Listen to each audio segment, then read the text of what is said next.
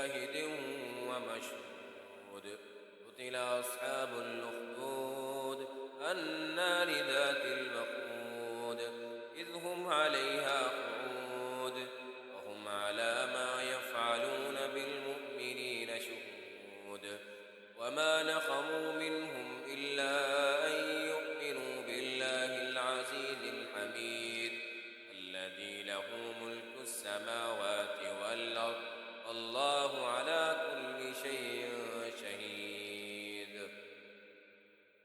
إن الذين فتنوا المؤمنين والمؤمنات ثم لم يتوبوا فلهم عذاب جهنم ولهم عذاب الحريق. إن الذين آمنوا وعملوا الصالحات لهم جنات تجري من تحتها الأنهار ذلك الفوز الكبير.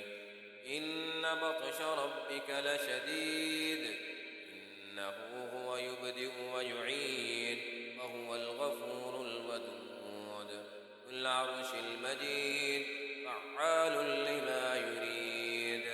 هل أتاك حديث الجنود فرعون وثمود بل الذين كفروا في تكذيب والله من ورائهم محيط.